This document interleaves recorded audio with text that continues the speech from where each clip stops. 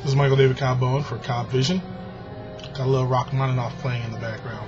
I need to turn that down just a little bit. Anyway, what I'd like to talk to you today about is something that came across when I was listening to Dan Carlin, his latest podcast. It was very interesting because right now I'm engaged in a very large project at a very large corporation. And the interesting thing about large organizations, it's very difficult for them to manage their information. They don't necessarily know what information they have, and somehow they keep functioning. And that's because large organizations are robust. They have redundant ways of dealing with problems. But when they talk about an integrated way of looking at all the information that they have, they generally fail.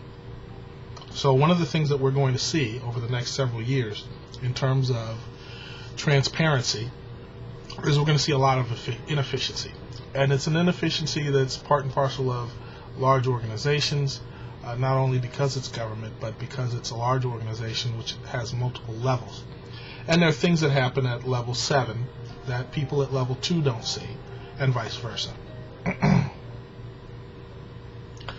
But one of these information inefficiencies, which is kind of one of the themes that I'm thinking about, also has to do with democratic processes. And Carlin was talking about, kind of ranting about the fact that Christopher Dodd's wife sits on the board of 4 healthcare-related organizations, a pharmaceutical company, an insurance company, I think. And he was ready to call that corruption. But let me give you the contrapositive. If Dodd's wife didn't engage in these boards, if there were not lobbyists who managed things in Washington, how would our legislation actually get built? It would get built by common sense. And common sense is not how you run very large, very important organizations. Not because common sense doesn't have value, but because common sense doesn't have experience.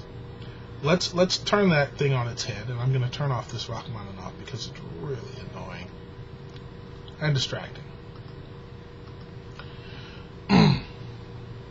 Let's imagine that we took a congressman's year and split it up into, let's say, 12 periods that were roughly equal to the 12 areas of government. If we look at the 12 major agencies, or the 12 most important parts of those. And then we said, we're going to give you half of those days, let's say 10 working business days, to talk to the public and get the public opinion on what the legislation should be. And then the other 10 days actually legislating and negotiating and working that out. So when it comes to health care, who would the congressman listen to?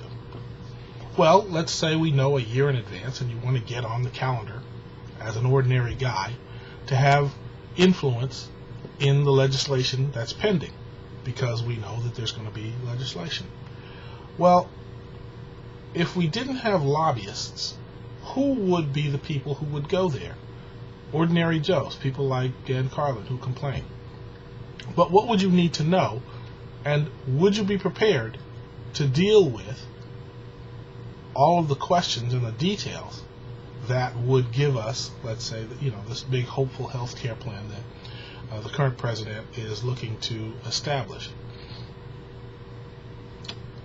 So if you had a lottery and made it equal for everybody to get there, including your community activists and your college professors and the kid next door and people who are not in the industry, they would get up onto the floor of the Senate or the Congress, and they would raise their hand and they say, okay, well, I think we should do this.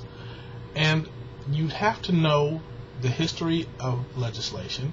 You'd have to have an idea of how to write legislation and make sure it works. You'd have to know something about governance and compliance and what it means to write things into law to make sure that they're handled.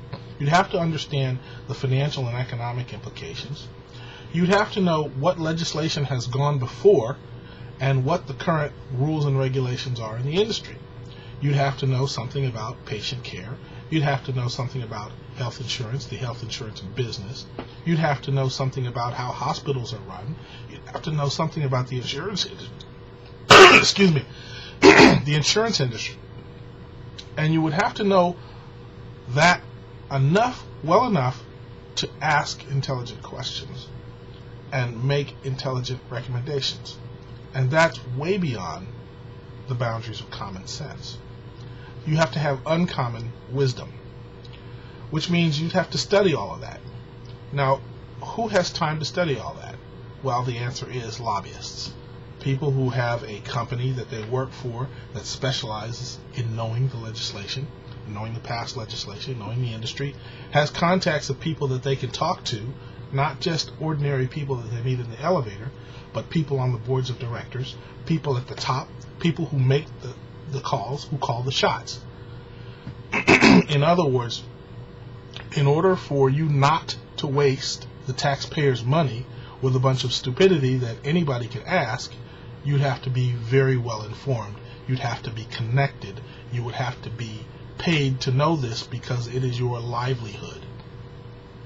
Any Joe off the street cannot come in and make a health care plan for the United States of America. And so when you hear people complaining about corruption and there's not actually a law broken, you have to consider that they're not thinking about the implications of opening up the process to everybody.